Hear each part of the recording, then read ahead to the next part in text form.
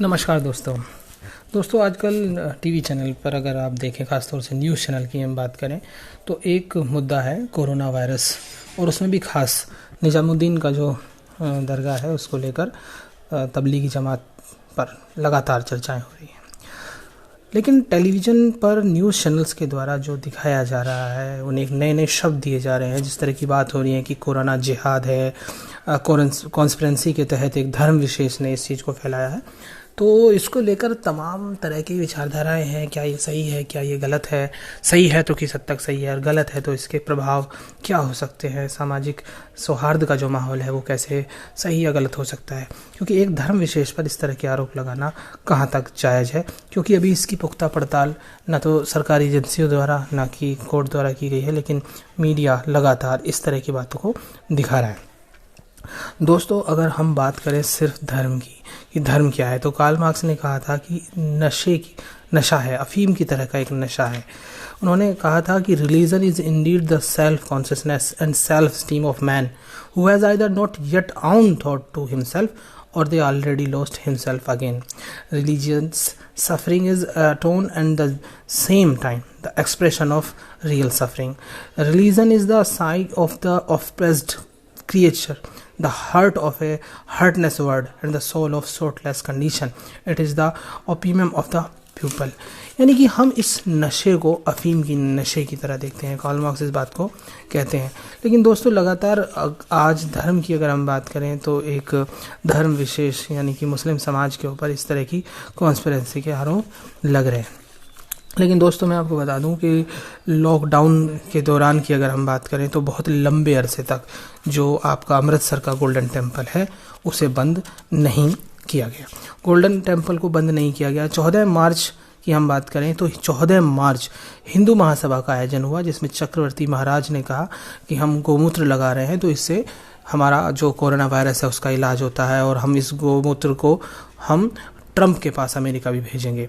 विज्ञान और धर्म का विरोधाभास रहा है, लेकिन इस विरोधाभास के चलते सारी दुनिया के अंदर हम तमाम तरह की बातें देखते हैं। साउथ कोरिया में चर्च से फैला ये कोरोना वायरस 6000 से ज़्यादा लोगों को प्रभावित करता है।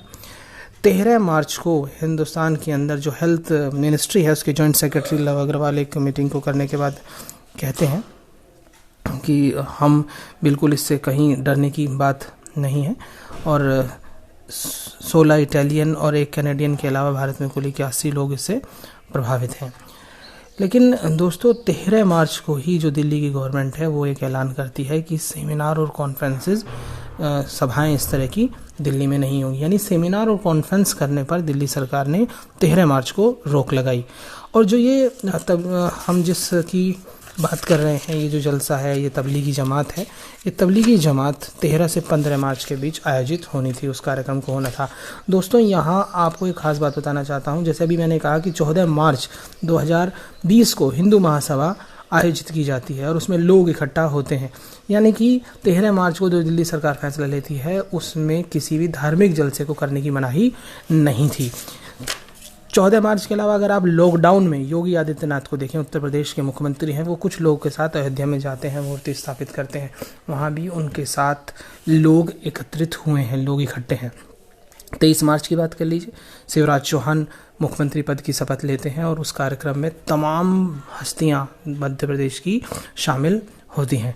मैंने जैसे कहा गोल्डन टेम्पल बंद नहीं हुआ। 16 मार्च, ये बात जिस तबलीगी जमात की बात कर रहे हैं उनका कार्यक्रम 13 से 15 मार्च के बीच का था। 16 मार्च तक 4000 लोग तिरुपति के मंदिर में उस दिन आए, उसे बंद नहीं किया गया। उज्जैन का मंदिर खुला रहा। 18 मार्च को वैष्णो देवी बंद की जाती है, यानी 18 मार्च तक वैष्णो देवी भी का मंदिर खुला था। 20 मार्च तक काशी विश्वनाथ, 17 मार्च तक शिरडी साईं बाबा का जो मंदिर है वो खुला रहा। पार्लियामेंट का सेशन भी बंद नहीं होता। प्रेसिडेंट ने सांसदों की दावत रखी, लोग उस कार्यक्रम में भी उपस्थित हो रहे हैं।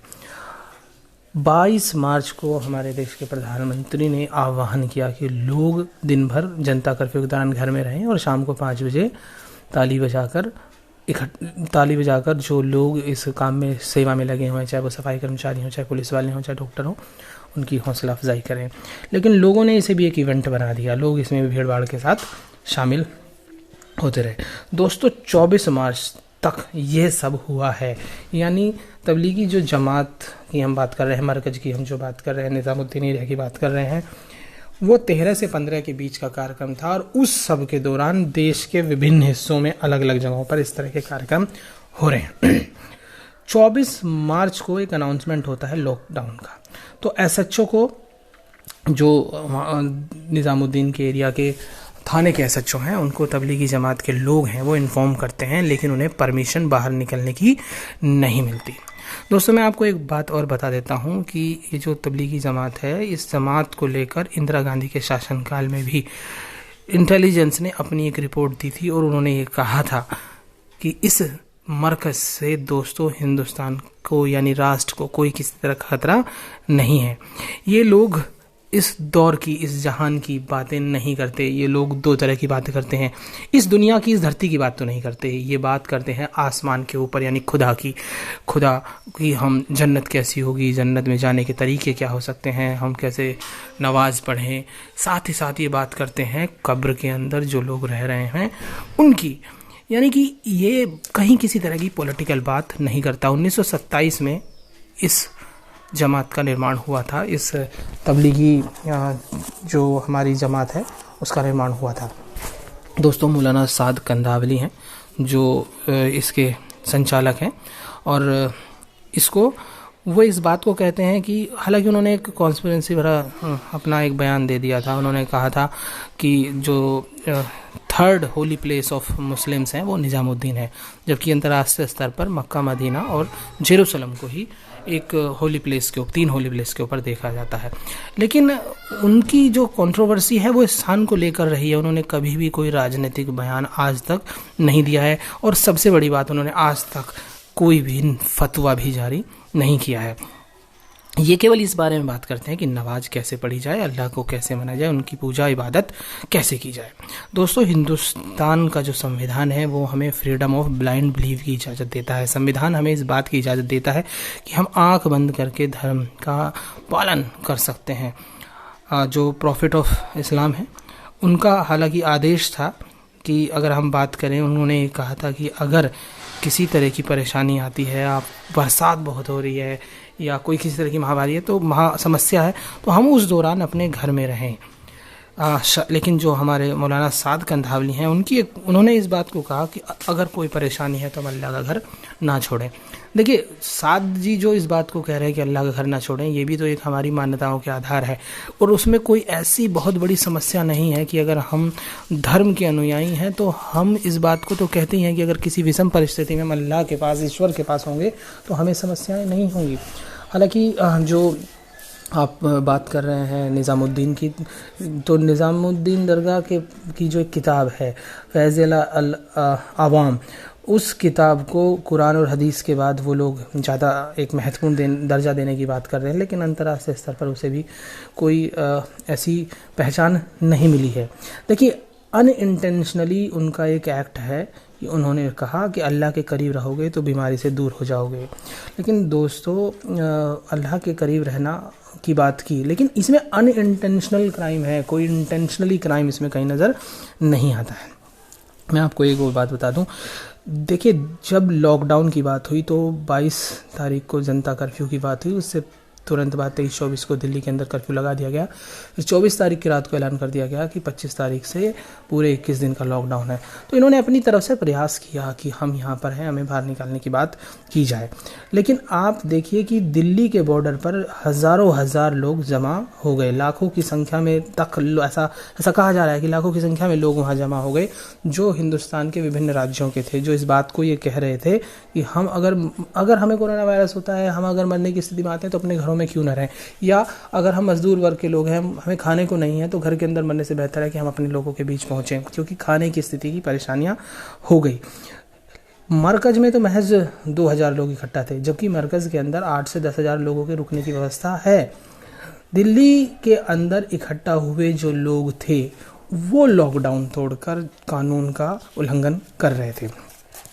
तो सरकार ने उस अपनी जो गलती थी, अपनी कमी को छुपाने के लिए पूरा का पूरा एक पासा पलट दिया और मीडिया हाउस सारे के सारे इस बात को बताने में लग गए कि मरकज़ की गलती से हिंदुस्तान के अंदर पूरा कोरोना वायरस फैल रहा है, जबकि ये अपनी बात पर अगर कायम होने वाली बात हो तो ये बात सही नहीं है। गवर्नमेंट ऑफ इंडिया ने जनवरी से लेके मार्च के बीच में जो एडवाइजरी जारी की, उस एडवाइजरी के हिसाब से अगर हम देखें तो यूनिवर्सल स्क्रीनिंग की बात 3 मार्च तक नहीं थी। 15 लाख लोग उस दौरान विदेशों से भारत में आए। अब कितने वायरस लाए, कितनों का टेस्ट हुआ, ऐसे कोई आंकड़े हमारे पास नहीं है। यूनिवर्सल स्क्रीनिंग की शुरुआत हुई 3 मार्च के बाद से। ये लोग 13 से 15 मार्च के कार्यक्रम में इकट्ठा होने के लिए दिल्ली में आए थे। तो सवाल ये है कि 3 मार्च के बाद इन लोगों को क्यों नहीं रोका गया, इन लोगों की स्क्रीनिंग क्यों ढंग से नहीं की गई।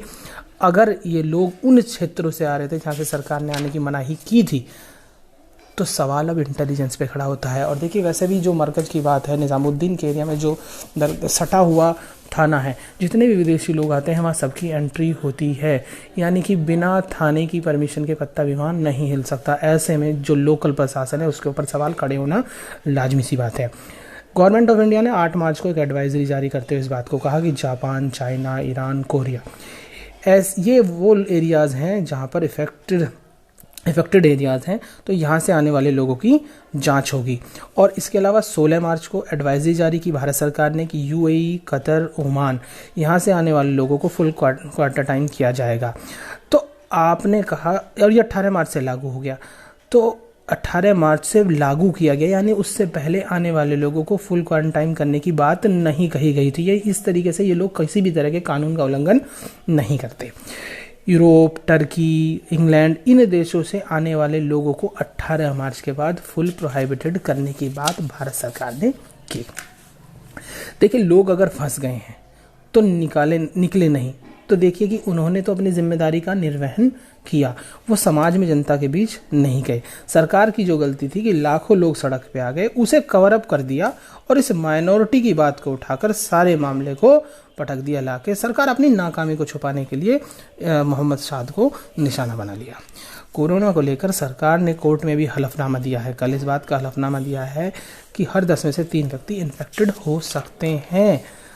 दोस्तों, सरकार के अपने हलफनामे से इस बात, यानी कि 8-10 हज़ार लोग, इस हिसाब से देखा जाए तो लाखों लाख लोग भारत के इफेक्टेड हो सकते हैं, और हमारे न्यूज़ चैनल्स मुद्दा केवल मरकज़ को लेकर बना रहे हैं।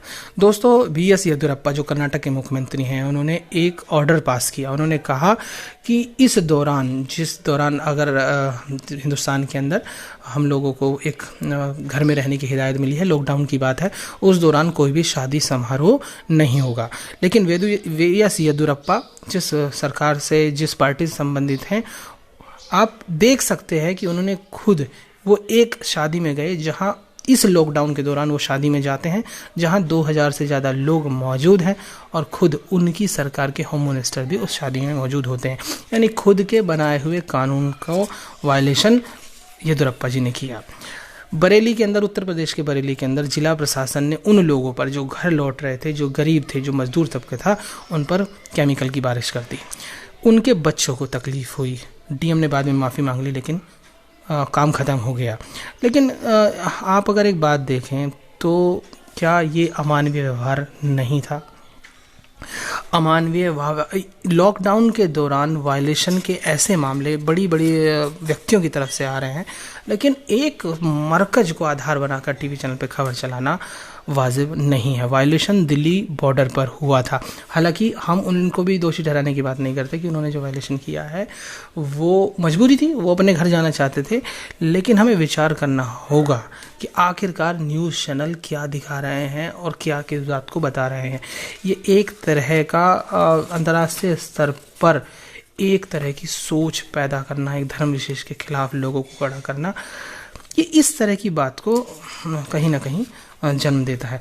दोस्तों, हम अपने आप को थोड़ा सा सजग करें और किसी भी समुदाय विशेष के पक्ष या विपक्ष में सोचने, सुनने, बोलने से पहले तमाम इस बात को देखें, सुने, समझें कि तथ्य क्या है, सच्चाई क्या है। क्योंकि जो तथ्य और सच्चाई हमारे सामने समाज के द्वारा रखी जा रही है वह पूरी तरह से तर्कसंगत है या नहीं है। क्योंकि सूचनाओं के इस महाजाल में राजनीतिक ढंग से अपनी चीज़ों को इस्तेमाल करने के लिए लोग इस तरह की बातें करते हैं, जहां आने वाले समय में कहीं ना कहीं उनको वोट बैंक का भी फ़ायदा होगा। लोगों को ऐसे समय में आवश्यकता है संवेदनशील बने, एक दूसरे का ख्याल रखें, अपना ख्याल रखें। धन्यवाद।